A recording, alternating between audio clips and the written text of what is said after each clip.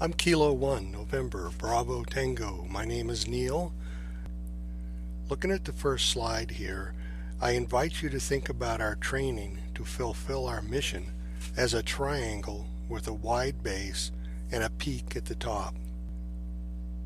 The bottom of the triangle represents things as they are, with the grid, internet, cell phones all working. Satellites are whizzing overhead, streaming, TV and radio, and all sorts of signals, and all is wonderful. We'll call that normal. At normal, there's no need for an emergency team or to be concerned about anything at all. Everything's great. It's like the town councilor who wanted to get rid of the fire department because his house had never burned and didn't think it ever would. So the base of the triangle represents normal. At this level, all of the infrastructure-based communication is readily available. The grid, cell phones, the web, all are working. We'll say we are at a normal, although most of us recognize things are not quite normal. We'll look at the second slide here, and you can see at the apex of the triangle, it represents the condition where the electrical infrastructure has been fried by a major solar ejection or EMP.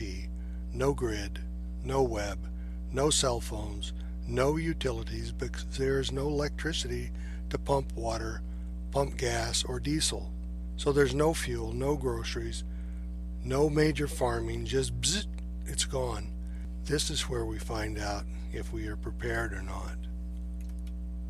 Looking at the third slide here of the triangle, the variable width of the rest of the triangle represents the sliding scale of the scope and intensity of natural and man-made events that temporarily overwhelm or disrupt normal communications and infrastructure. There are many possible incidents, both natural or man-made, that can disrupt and overwhelm our fragile infrastructure. I won't spend a lot of time here discussing the many possibilities for disaster, but will only say that we are aware of the possibilities of one or more things happening at the same time. For instance, during a pandemic, we have a major late-season hurricane that takes out the power, internet, cell phones with major flooding. It could be weeks before you get your power back. Never mind radio. Are you and your family prepared with alternate power, alternate heat, water, food, medication? What about the aftermath of an EMP or solar eruption? Things will grind to a halt, and it'll just be too late to prepare. So let's look at the fourth slide. The higher you move up the triangle, the intensity and scope of the incident gets worse. At the bottom of the triangle, there's no disasters and everything is peachy.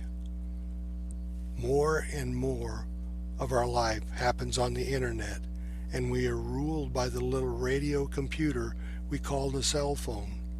Most are uncomfortable if the phone is not within easy reach. Some of us even sleep with it beside our head at night. It becomes hard to imagine life without it. The left side of the triangle indicates an ascending sliding scale of the scope and intensity of emergency events from normal at the bottom to widespread and long-term at the top. The right side of the triangle represents the resources available for effective communication. At the bottom, in normal conditions, repeaters, cell phones, internet, satellites, TV, internet-dependent amateur radio, digital modes like WinLink, Echolink, All-Star, DMR, and many more are all available. They're all fun and are a wonderful thing. However, as the intensity and scope of disaster increases, the fewer resources will be available. As an emergency team, we know that the internet, cell phones, and electrical grid are alarmingly fragile. This is why our basic team training focuses on being ready as if we were at the tip of the triangle. If we can operate in that scenario, then the other events will be less challenging. So we train for grid down, internet, and cell phones not available.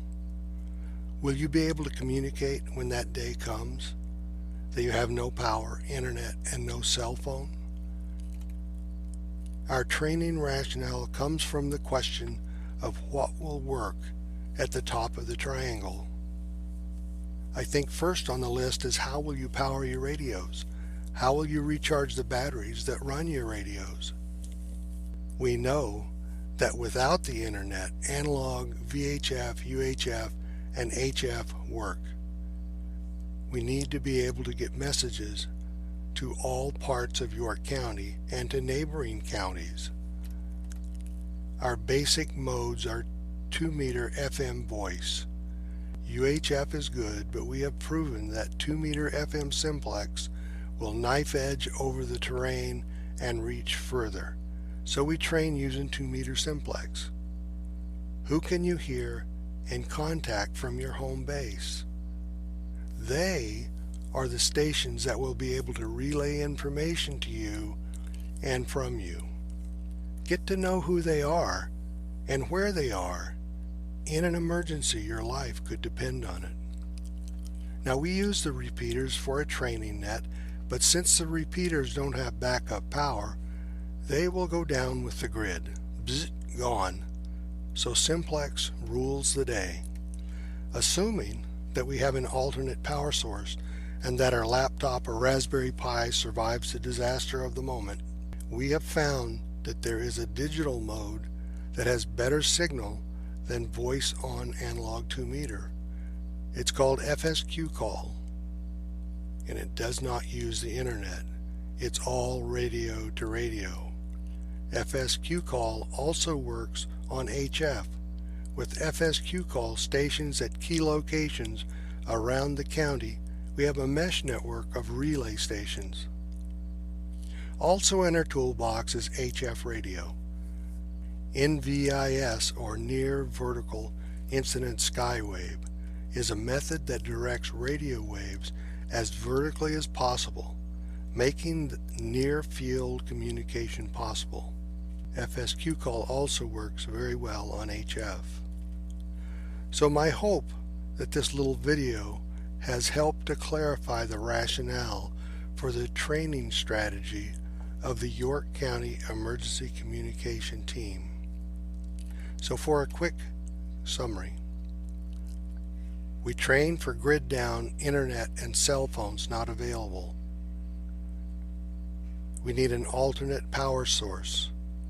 We use 2-meter analog simplex voice and FSQ call. We also use HF NIVIS. Thank you. This is Kilo 1 November Bravo Tango.